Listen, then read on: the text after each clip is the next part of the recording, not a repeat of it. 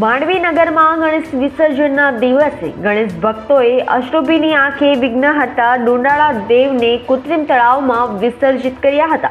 માંડવી નગરના ગણેશ ભક્તો દ્વારા બપોરથી ડીજેના સથવારે ગણેશ દાદાની શોભાયાત્રા આખા નગરમાં ફેરવવામાં આવી હતી અને ગણપતિ બાપ્પા મોર્યા અગલે બરસ તું જલ્દી આના નારા સાથે માંડવી નગરપાલિકા દ્વારા બનાવેલ કૃત્રિમ તળાવમાં વિસર્જિત કરવામાં આવ્યા હતા.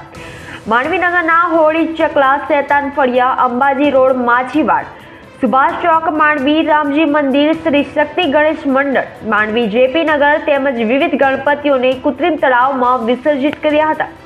ગણેશ વિસર્જન સમયે માંડવી પોલીસ તંત્ર દ્વારા ચુસ્ત પોલીસ ગોઠવાયો હતો, જેમાં ડીવાયએસપી બી.કે. વનાર તેમજ સીપીઆઈ તથા તાપી જિલ્લાનો સ્ટાફ તેમજ માંડવીના પોલીસ જવાનો હોમગાર્ડ કમાન્ડિંગ હોમગાર્ડ સાથે અંદાજે કુલ 400થી વધુનો સ્ટાફનો બંદોબસ્તમાં જોડાયો હતો. માંડવી પોલીસ તંત્ર દ્વારા પીઆઈ મોડ ચુસ્ત બંદોબસ્ત ગોઠવતા કોઈ અનિચ્છનીય બનાવ બનવામાં પામેલ નથી. આ પ્રસંગે માંડવી નગરપાલિકા પ્રમુખ નિમેશભાઈ શાહ, નગર ભાજપ પ્રમુખ નીતિનભાઈ શુકલ, ઉપપ્રમુખ સંધ્યાબેન ચૌધરી, રેખાબેન વસી, રંજનબેન મરાઠી, અમરસિંહભાઈ ચૌધરી તેમજ ફાયર વિભાગનો સ્ટાફ ખડે પગે ઉભા રહી સેવા બજાવી હતી.